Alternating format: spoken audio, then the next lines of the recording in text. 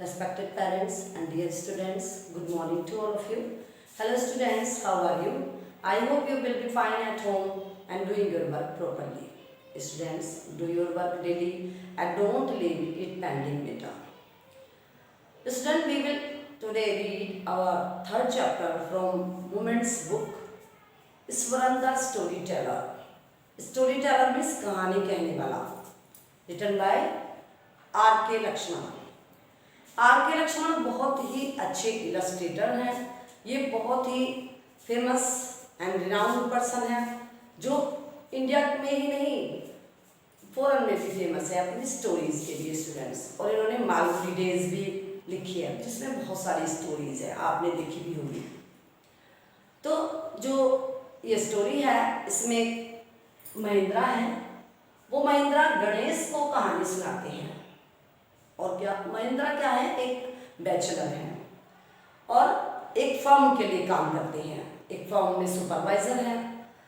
ऐसी फर्म जो दूसरी कंपनी को सुपरवाइजर अवेलेबल कराती है स्टूडेंट्स.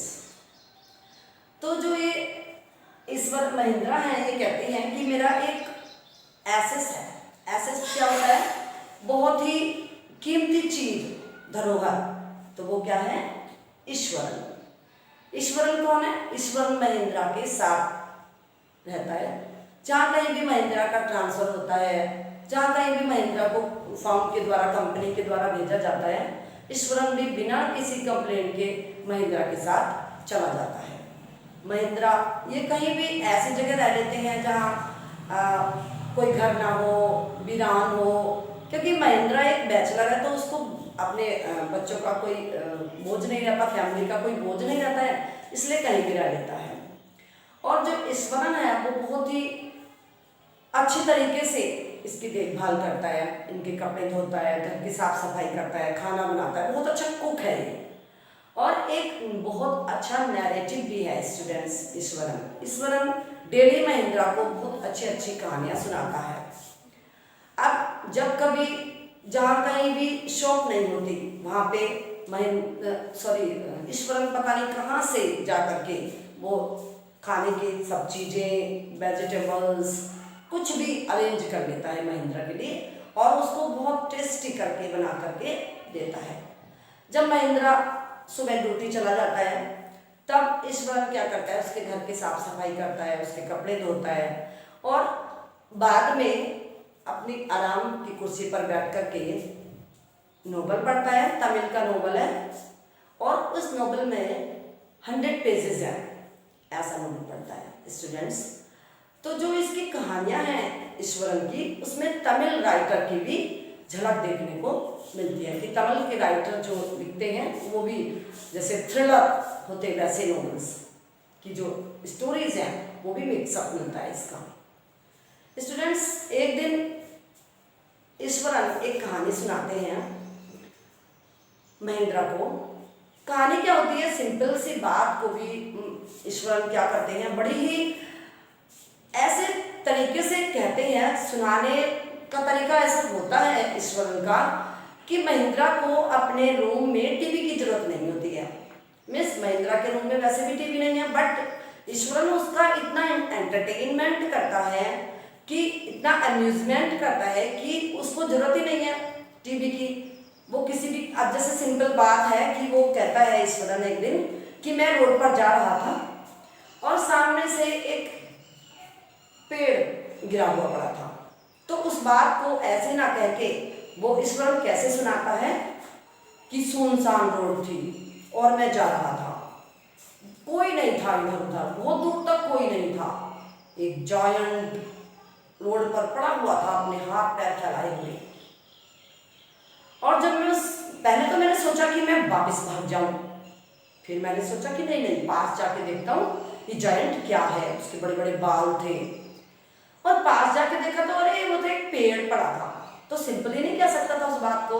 हम उस बात को सिंपल भी तरीके से भी कह सकता था कि मैं रास्ते से जा रहा था और मुझे एक पेड़ उखड़ा हुआ पड़ा दिखाई दिया.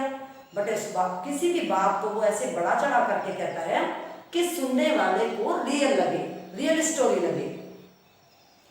तो स्टूडेंट्स, एक दिन फिर वो कहानी सुनाता है ईश्वरन कि जहाँ से मैं आया हूँ वहाँ पर टिम्बर का बहुत बड़ा फॉरेस्ट था, बहुत ज़्यादा घने जंगल सॉरी बहुत ज़्यादा घनी लकड़ियाँ होती थी वहाँ पे उस जंगल में। उसमें एक हाथी भी था। तो हाथी एक दिन पागल हो गया। अब हाथी क्या थे, हाथी क्या काम करते थे, उन लकड़ियों को लोरी में उठा करके रखते थे और वो लोरी फिर दूसरी जगह उन लकड़ियों को ले जाती थी। तो वहाँ लकड़ियों का व्यापार होता था स्टूडेंट्स।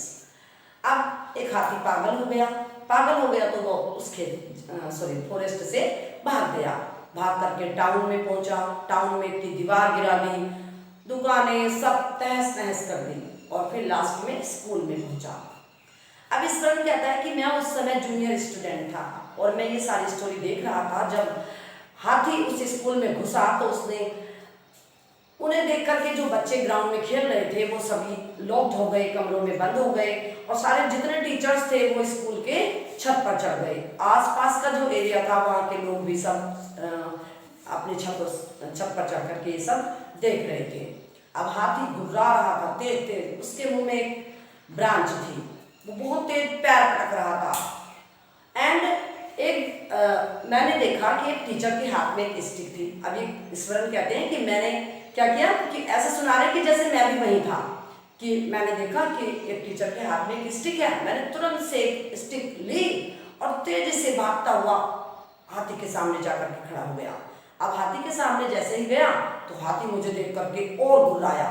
मैंने अब जैसे ही हाथी ने सूंड ऊपर उठाई, मैंने मौका पा करके उसके टोनेल पे, यानी कि थर्ड जो टो होता है, पैरों के जो उंगलियां होती हैं, उसकी थर्ड उंगली पर कस के वो लकड़ी मार दी। अब जैसे ही मैंने लकड़ी मारी तो वो सुन्न हो गया हाथी और शिवर कांपने लगा और कांप करके गिर गया। अब ईश्वरन कहता है कि अरे अरे मैं लंच गर्म करके आता हूँ। तो यहाँ भी ईश्वरन का एक स्टाइल है कहानी कहने का स्टूडेंट्स, कि वो क्या करता है, किसी को लिंगर ऑन करके छोड़ देता है कि महेंद्रा उस बात पे सोचता रहे वहां पे कि इसका एंडिंग क्या होगा, अब आगे क्या हुआ होगा, वो वहां पे लटका रह जाता है।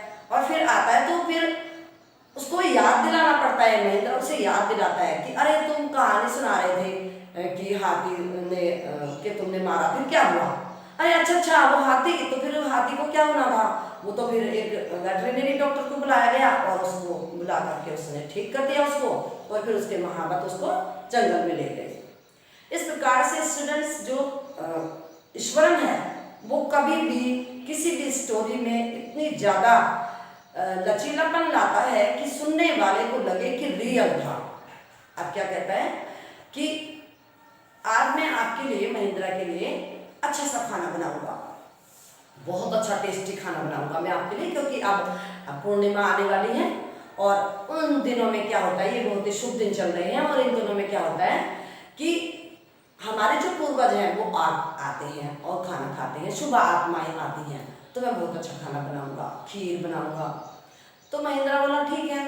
अब जब महेंद्रा को बहुत अच्छा खाना खाने के मिला तो ईश्वर ने कहानी कहना शुरू किया और क्या कहा कि एक हमारे जो ये जहाँ हम रहते हैं उसके आसपास का जो एरिया है, ये जो फर्म है, फैक्ट्री है, उसके चारों तरफ का जो एरिया है वो कब्रिस्तान था पहले। अब कब्रिस्तान था तो मैंने देखा है, कभी मैं आते जाते रहता हूँ तो मैं देखता हूँ कि वहाँ पे इसका खोपड़ियाँ पड़ी हुई मिलती हैं मरे हुए लोगों की। अब महेंद्रा को बड़ा गुस्सा आता है इस बात पर और वो कहता है कि क्या अनाप शनाप बातें करते रहते हो, भूत जैसी चीज कोई होती नहीं है, और उसको डांट देता है और जा करके अपना लंच उठा करके चला जाता है। अब सोचता है महेंद्रा कि एक दो दिन उनके लिए ईश्वरन शांत हो जाएगा और ऐसी घटिया बातें नहीं करेगा। बट क्या होता है कि अगली सुबह फिर ईश्वरन उस चीयरफुल मूड में होता है, एक्टिव होता है और फिर महेंद्रा से कहता है कि क्या जो मैंने कल बात बताई थी वो ठीक है ना। तो महेंद्रा कहता है कि अरे ये तो बिल्कुल नहीं बदला, ये तो कल जैसा था वैसा ही आज है, और जा करके खाना खाने लगता है। अब जब खाना खाता है तो फिर वो कहानी को पूरी सुनाता है। कहता है कि रात को मैंने देखा था कि एक औरत आती है, औरत अपने हाथ में, मरी हुई औरत है, भूत बन करके आती है और अपने हाथ में एक बच्चा लिए हुए है। अब बच्चा लिए हुए हैं और क्लाउडी जैसा डार्क रूप दिखाई देता है उसका अंधेरे में, पर वो पूर्णिमा की रात को आती है। अब महेंद्र अपने रूम में सोने के लिए चला जाता है, बट महेंद्र को बड़ा डर लगता है और वो सोचता है कि अपने रात में कैसे सोऊं। उसको क्या है कि उसको बड़ा अच्छा लगता है पूर्णिमा की रात में बाहर का नज़ारा देखने में। अब स्टूडेंट्स वो क्या करता है, उसका जो बेडरूम है वो बिल्कुल विंडो के पास है, तो विंडो से वो बाहर का नज़ारा देखता है। अब वो क्या करता है, उसको वो देखता नहीं है बाहर खोल के विंडो से, डर लगता है। पर एक बार उसके मन में आता है कि चलो खोल करके देखता हूँ, देखूँ वो क्लाउडी फॉर्म अभी भी है या नहीं है। जैसे ही वो खोलता है तो एक क्लाउडी फॉर्म उसको दिखाई दे जाती है, बच्चा दे रखा है, बाल एकदम उलझे हुए हैं। तो जो ऐसा देख करके वो पसीने पसीने हो जाता है और तकिए में मुंह दे करके महेंद्र पलंग पे अपने बेड पे गिर जाता है, सो जाता है। अब जब सुबह उठता है तो वो डरा हुआ रहता है, उसमें म्याऊं म्याऊं की आवाज़ सुनाई देती है। वो सोचता है कि बिल्ली है, बट बिल्ली नहीं, वो तो किसी पर्सन की आवाज़ आ रही है। अब जब सुबह उठता है तो ईश्वर कहता है कि देखो मैंने जो कल बताया था वो तुम्हें दिखाई दिया ना, है ना एक औरत बच्चे को लेके। तो महेंद्र अब जाता है लंच उठा करके अपनी कंपनी, और कंपनी जा करके देता है रिजाइन कि आज के बाद मैं तुम्हारी फर्म में काम नहीं करूँगा, मैं अब यहाँ नहीं रहूँगा। और वो डिसाइड कर लेता है कि मैं इस स्थान को छोड़ करके कल ही चला जाऊँगा। स्टूडेंट्स यहाँ पे हमारी स्टोरी एंड हो जाती है और हम अब पढ़ेंगे चैप्टर में। Chapter now Ishwaranda Storyteller. The story was narrated to Ganesh by a young man Mahindra by name. अब ये जो स्टोरी है ये महिंद्रा के द्वारा गणेश को सुनाई गई है। He was a junior supervisor in a firm which offered on hire supervisors at various types of construction sites, factories, bridges, dams and so on. अब वो किसी फर्म में जूनियर सुपरवाइज़र था, जो फर्म कंस्ट्रक्शंस के साइट पर, factories पर के लिए, ब्रिजेस के लिए, डैम्स के लिए सुपरवाइजर्स अवेलेबल कराती है।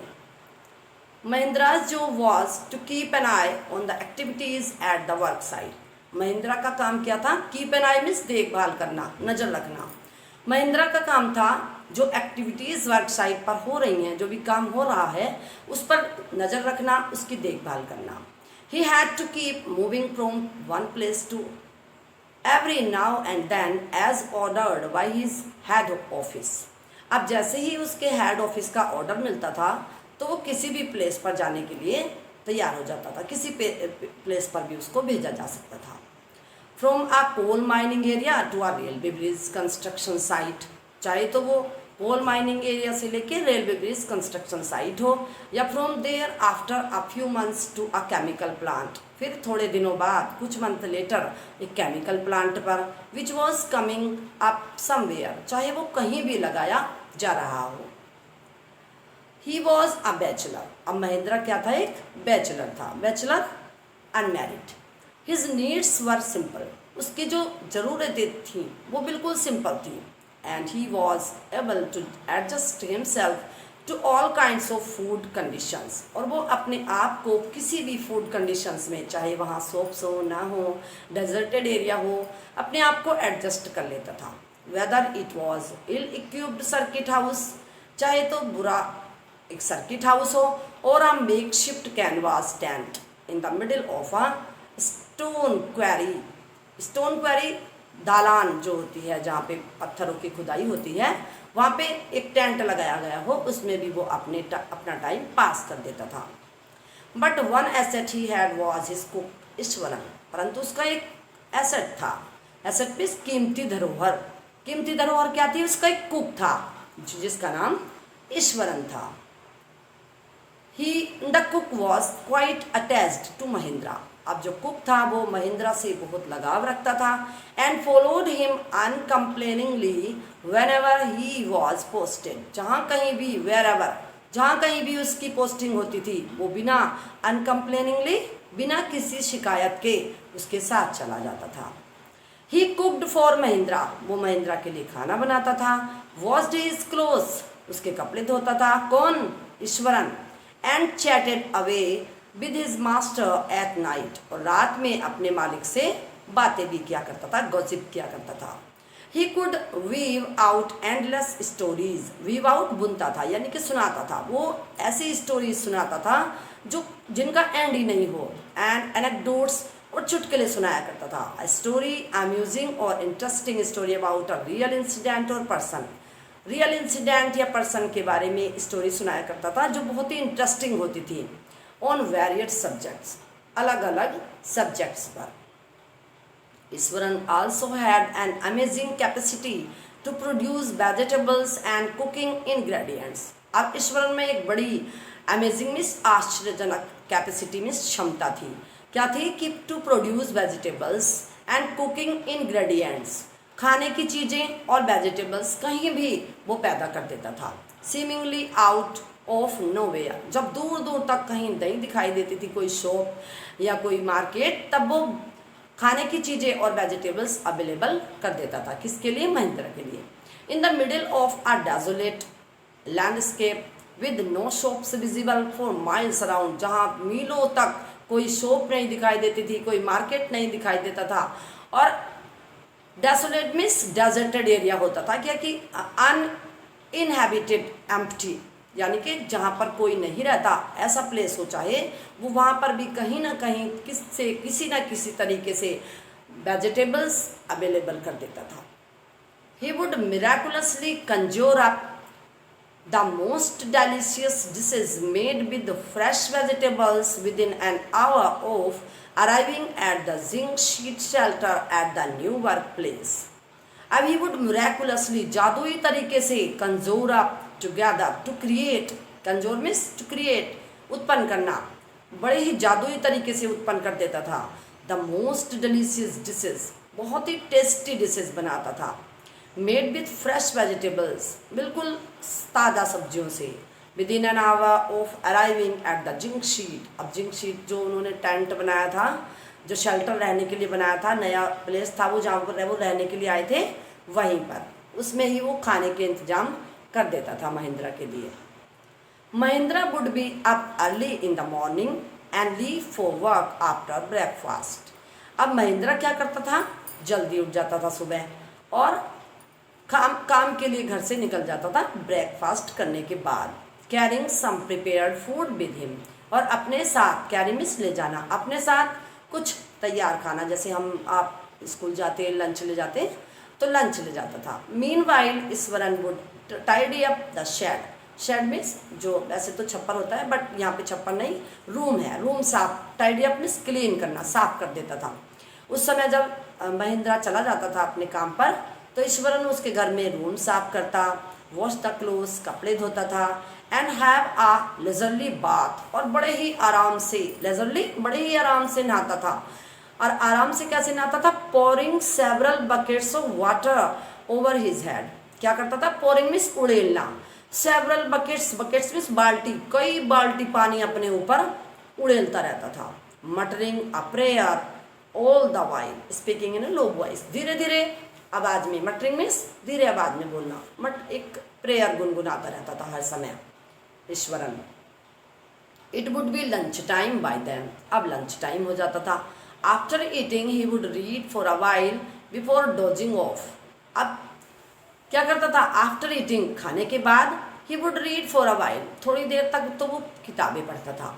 बिफोर डोजिंग ऑफ, और सोने से पहले किताब पढ़ता और फिर सो जाता था। The book was usually some popular Tamil thriller running to hundreds of pages, अब जो बुक होती थी वो तमिल के राइटर्स की होती थी। थ्रिलर मीन्स चौंका देने वाली, जिसमें रोंगटे खड़े हो जाएं पढ़ते समय, ऐसे राइटर्स की बुक वो तब ईश्वरन पढ़ता था, जो 100 पेजेस की होती थी। Its imaginative descriptions and narrative flourishes would hold Iswaran in thrall, अब जब वो पढ़ता था तो उसके जो इमेजिनेटिव डिस्क्रिप्शंस था, वर्णन था, जो काल्पनिक वर्णन होते थे, एंड नैरेटिव फ्लरिशेस, और उसके जो कहने का तरीका होता था, वुड होल्ड ईश्वरन इन थ्राल, उसको किस में ऐसी कंडीशन में डाल देता था कि वो चौंक जाए, चौंकाने वाली कंडीशन में डाल देता था। His own descriptions were greatly influenced by the Tamil authors, उसके जो खुद के डिस्क्रिप्शंस थे वो भी तमिल के ऑथर्स से इन्फ्लुएंस्ड मीन्स कि उसके खुद के जो डिस्क्रिप्शंस थे उनमें भी तमिल के ऑथर्स का इन्फ्लुएंस प्रभाव देखने को मिलता था।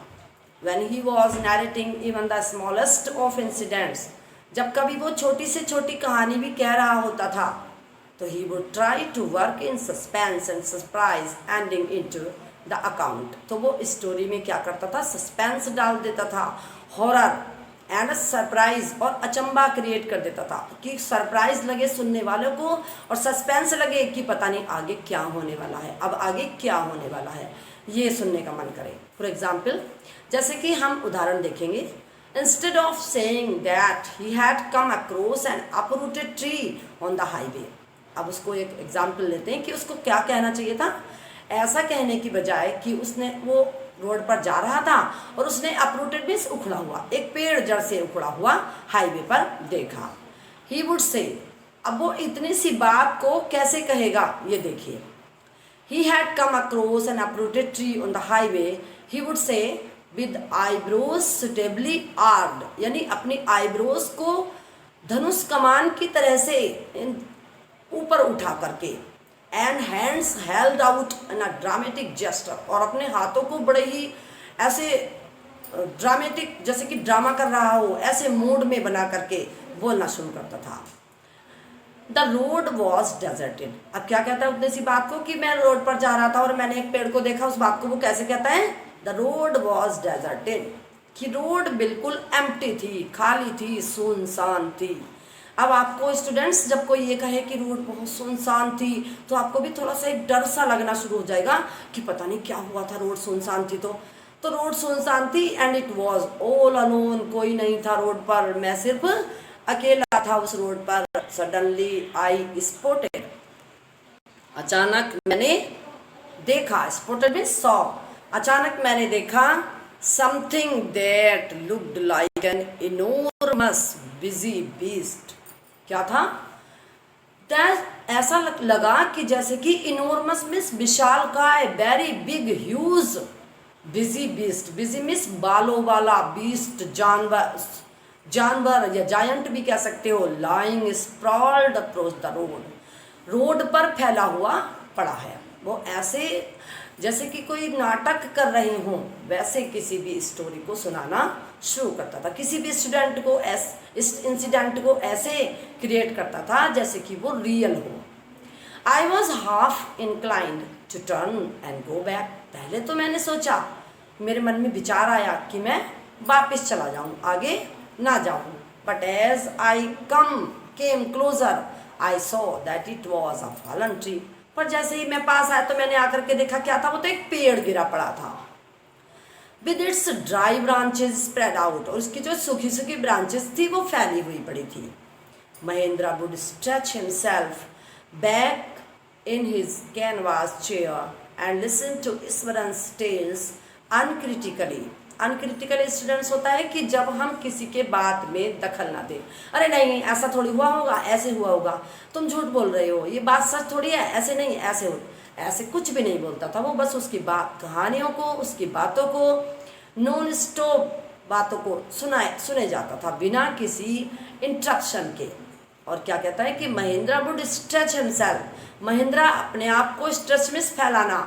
तो जैसे स्टूडेंट्स हम इजी चेयर पर नहीं बैठ जाते पैरों को और हाथों को फैला करके, बैक इन हिज कैनवास, अपने टेंट में अपनी कुर्सी पर आराम से इजी चेयर पर बैठ जाता था। And listen to Iswaran's tales, और ईश्वरन की कहानियों को बिना किसी इंटरप्ट किए हुए सुनता था। The place I come from is famous for timber. अब जो ये ईश्वरन है वो कहानी सुनाना शुरू करता है। Students, we will stop here our story. We will continue it tomorrow.